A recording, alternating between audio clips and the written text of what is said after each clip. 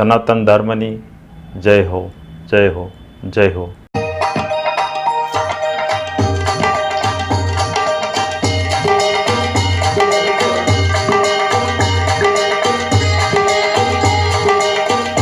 હરિઓમ હરિઓમ. જય ગુરુ મહારાજ, જય ગુરુ મહારાજ.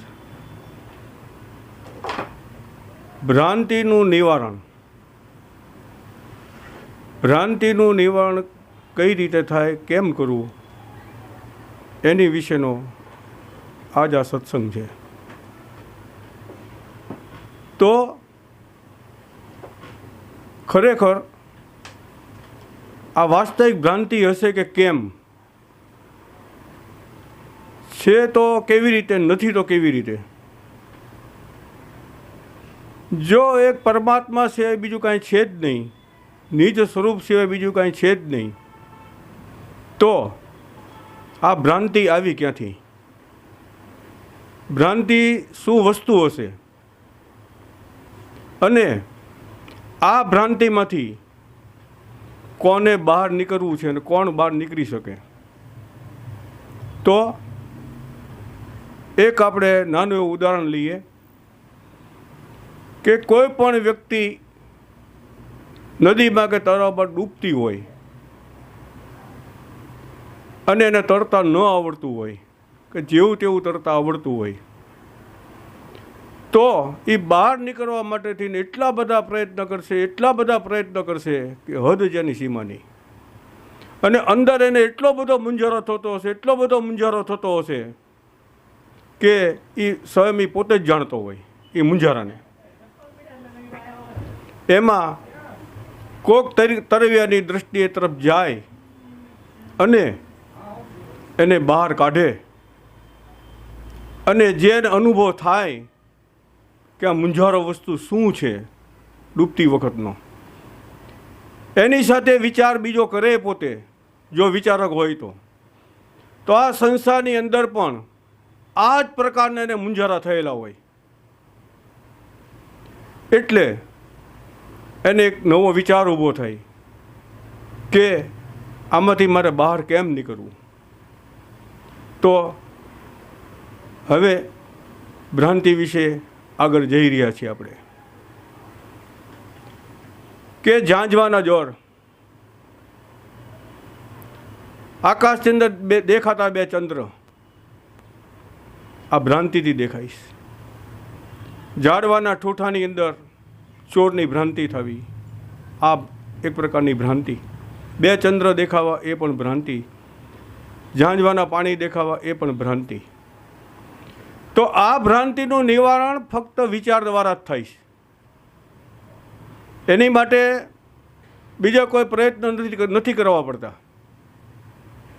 વિચાર કરીએ કે ઝાંઝવાના જળ જેમ આગળ જાય એમ આગળ નાગે જતા જાય, એટલે આપણને કંઈક ખ્યાલ આવે કે આ ચાલુ જે દૃશ્ય દેખાય છે પાણી રૂપમાં, એ ખરેખર પાણી નથી, પણ કાંઈ બીજી જ વસ્તુ છે. કે ઝાંઝવાના જળ તો નહીં હોય. આવો એને સુંદર વિચાર આવે. એટલે વિચાર દ્વારા એ ભ્રાંતિનું નિવારણ થયું. હવે બે ચંદ્ર દેખાતા હોય એ નેત્ર દોષ છે. એટલે વિચારો કે મને કેમ બે ચંદ્ર દેખાય છે. એટલે સારી આંખવાળાને પૂછે કે ભાઈ બે ચંદ્ર કેમ દેખાય છે? કે ભાઈ તમારી દૃષ્ટિમાં ફેર છે. 25 જણાને પૂછો, ચંદ્ર એક જ છે. આવો વિચાર આવ્યો, એને પૂછ્યું, એટલે આ વિચાર દ્વારા એ ભ્રાંતિનું નિવારણ થયું.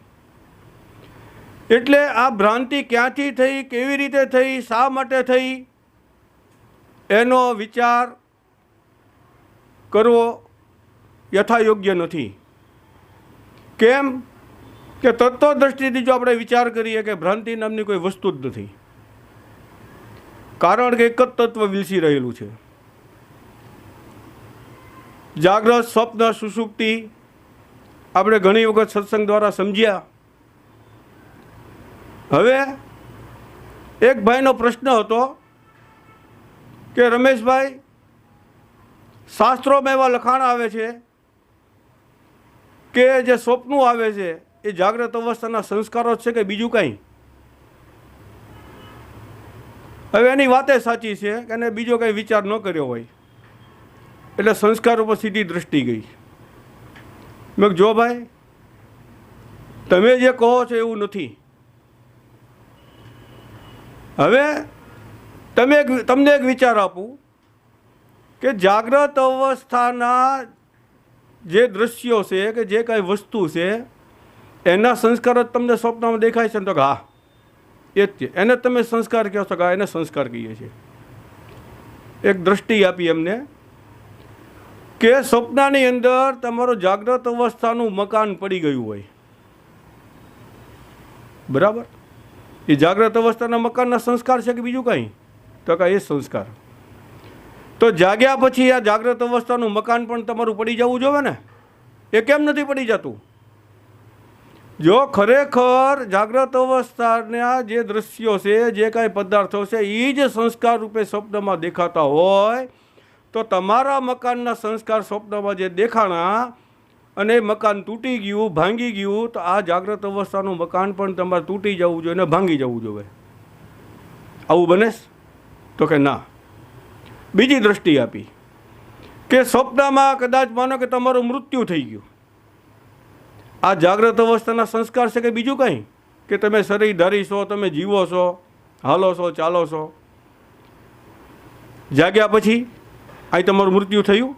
તો કે ના ભાઈ, હું તો જીવતો રહું છું. તો જે જાગ્રત અવસ્થાના સંસ્કારો સ્વપ્ન રૂપે કહેવામાં આવે છે એ કેવળ તમારી ભ્રાંતિ છે, બીજું કાંઈ છે નહીં. કારણ કે જાગ્રત અવસ્થાના પદાર્થો જે કાંઈ છે એ પણ એક ભ્રાંતિ રૂપ છે, વાસ્તવિક નથી. કે જેને તમે સાકાર રૂપે તમે જુઓ છો એ વાસ્તવિક નથી. હવે થોડાક આગળ વધીએ કે નિજ સ્વરૂપ પોતાનું શાસ્ત્રોમાં, વેદોમાં, ઉપનિષદોમાં બતાડ્યું કે નિરાકાર સ્વરૂપ છે.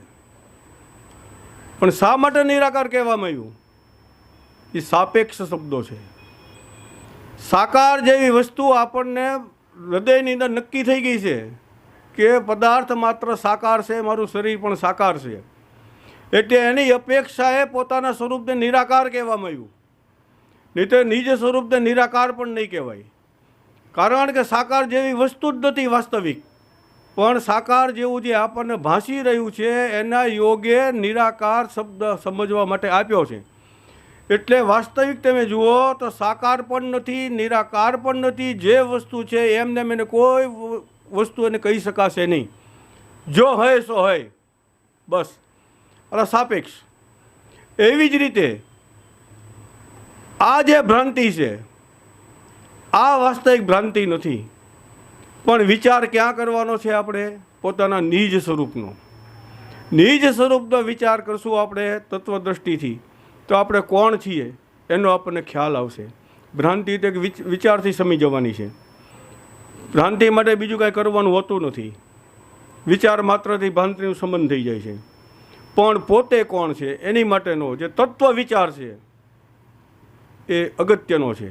એટલે આ વિચાર સંપૂર્ણ રીતે જો આપણે વ્યવસ્થિત રીતે જો આપણે વિચાર કરીએ તો આપણને ખ્યાલ આવે એક તત્વ સિવાય બીજી વસ્તુ કાંઈ છે જ નહીં.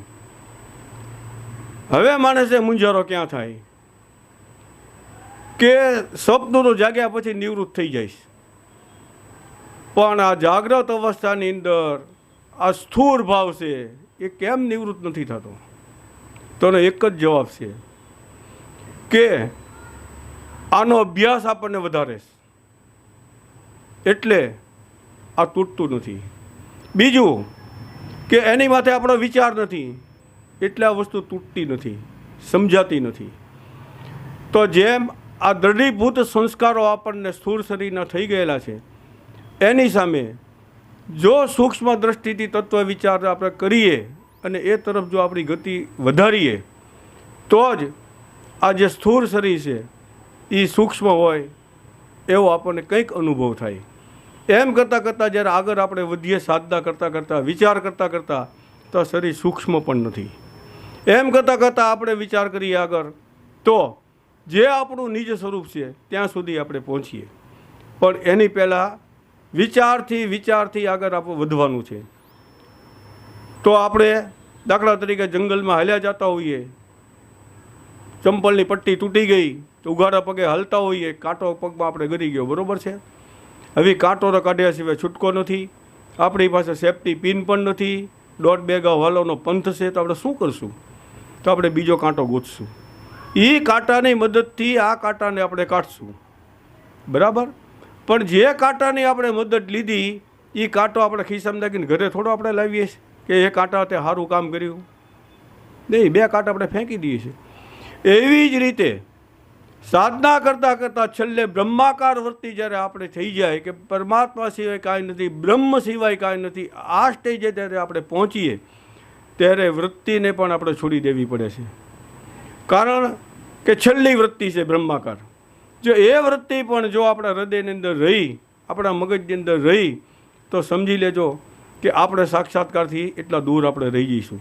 કારણ કે ત્યાં વૃત્તિનું કામ નથી, મનનું પણ કોઈ કામ નથી, બુદ્ધિનું પણ ત્યાં કામ નથી. કારણ નિજ સ્વરૂપ સ્વયં પોતે એ રીતનું છે કે પોતાના અનુભવ સિવાય કોઈ પણ વસ્તુ ત્યાં કામમાં આવતી નથી. હવે સ્વયં પોતે અનુભવ સ્વરૂપ હોવા છતાં પોતાના અનુભવનો પોતે ઉપયોગ નથી કરી શકતો. ઘણી વખત આપણે સત્સંગમાં આપણે વિચાર કરી ગયા કે જાગ્યા પછી એનો સ્વયંનો અનુભવ છે કે હું સુખે સૂતો હતો, સ્વયંનો અનુભવ, પણ આ અનુભવનો પોતે ઉપયોગ નથી કરી શકતો. ભલે એ વૃત્તિજન્ય અનુભવ છે, એ વૃત્તિજન્ય અનુભવ છે. પ્રાગ્ધ નામનો જે જીવાત્મા તે ત્યાં છે એનો અનુભવ કરે છે. પણ એ પ્રાગ્ધ નામનો જીવાત્મા એ સવારે એને પ્રાગ્ધ કહો અથવા તો સાક્ષી કહો, એ સવારે એની દ્વારા આપણે અનુભવ આપણે પ્રતીત કરીએ છીએ, અનુભવોનો આપણે વિચાર કરીએ છીએ કે હું સુખે સૂતો હતો. પણ એ વખતે આપણને ભાન હોતી નથી. પણ આ સંપૂર્ણપણે આપણને અનુભવ છે કે હું સુખે સૂતો હતો. આ જે અનુભવ છે એ અનુભવને આપણે આગળ લઈ જવાનો છે. તો જેમ જેમ તત્વજ્ઞાન થતું જશે એમ એમ આપણી ભ્રાંતિના નિવારણ ઓટોમેટિક થતા જશે. ભ્રાંતિ જેવી વસ્તુ વાસ્તવિક વિચારીએ તો છે જ નહીં. કારણ કે જગતનું કોઈ કારણ નથી, સૃષ્ટિ બનવાનું કોઈ કારણ નથી. કારણ હોય તો કાર્ય બને. જેમ કે માટી છે તો એમાંથી ઘડો થાય, તો ઘડો બનવાનું કારણ માટી છે, પણ સૃષ્ટિ બનવાનું કોઈ કારણ નથી. બ્રહ્મા, વિષ્ણુ, મહેશ, જો આને કારણ તરીકે જો આપણે સ્વીકારીએ કે બ્રહ્માએ સૃષ્ટિ બનાવી, વિષ્ણુ એનું પાલન પોષણ કરે છે, શિવજી એનો સંહાર કરે છે, તો એક ચિદાકાશ, એક બ્રહ્મ સ્વરૂપ એની અંદર જ એવો ભાવ થયો સ્વયંને કે હું બ્રહ્મા થાઉં. એ સ્વયં પોતે એટલે બ્રહ્મા થયા. હું વિષ્ણુ થાઉં એટલે વિષ્ણુ થયા. હું શિવ થાઉં તે શિવ થયા. પણ યાદ રહે એમના જે શરીર છે એ આપણી જેવા શરીર નથી, પણ એમના શરીરો વિજ્ઞાનમય શરીર છે. એમના શરીર કેવા છે? વિજ્ઞાનમય. આપણી જેવા એમના સ્થૂળ શરીર નથી. એટલે એ ધારે તે કરી શકે છે, આપણે ધારે તે કરી શકીએ એમ નથી. કારણ કે એને સંપૂર્ણપણે એમના પોતાનો નિજ સ્વરૂપ એમને ખ્યાલ છે, બ્રહ્મા, વિષ્ણુ, મહેશને. અને માયા એમની આધીન છે, અને આપણે માયાના આધીન થઈ ગયા છીએ. એટલે આ દેવતાઓ પણ આપણને એ સૂચવે છે કે તમે માયાથી પર થતા જાઓ. માયા નામની કોઈ વસ્તુ નથી. મારું પોતાનું સ્વરૂપ પણ આ જ રીતનું છે. વિજ્ઞાનમય શરીર છે. સૂક્ષ્મ શરીર કહો તો સૂક્ષ્મ શરીર કહો, આપણે જેવા સ્થૂળ શરીર એમના નથી. અને જે બ્રહ્માએ જગત બનાવ્યું, હવે એમનું જ જે મનોમય શરીર છે, તો આપણા પણ શરીર કેવા હોય? મનોમય જ હોય. આવા સ્થૂળ શરીર આપણા હોય નહીં. અને છતાં સ્થૂળ શરીરને આપણને પ્રતીતિ થાય છે. એક પ્રકારની આ ભ્રાંતિ છે. સૂક્ષ્મ શરીરની પ્રતીતિ થાય છે, એ પણ આ એક ભ્રાંતિ જ છે. જન્મ તો આપણો થયો એ પણ ભ્રાંતિ છે, અને આપણું મૃત્યુ થાય એ પણ એક ભ્રાંતિ છે. હવે આવતા વિડીયોની અંદર ખરેખર જન્મ અને મૃત્યુ શું છે એનો આપણે વિચાર કરશું. જન્મ કોને કહેવાય, મૃત્યુ કોને કહેવાય, વાસ્તવિક જન્મ છે કે નહીં, વાસ્તવિક મૃત્યુ છે કે નહીં, છે તો કોના છે, એની ઉપર આપણે થોડોક સત્સંગ દ્વારા આપણે સમજીશું. હરિઓમ. જય ગુરુ મહારાજ. જય સિયારામ. મારો અનુભવ ચેનલ ઉપર વિડીયો હોય અથવા કોઈ પણ કોલ રેકોર્ડિંગ હોય તો મારી સાથે જે કોલ રેકોર્ડિંગમાં જે કોઈ પણની સાથે વાત થતી હોય તો એનો ક્યારેય પણ સરનામું કે મોબાઈલ નંબર ન માગવો. જય સિયારામ. આગળના વિડીયો જોવા માટે આ રીતે ચેનલ સબસ્ક્રાઈબ કરો.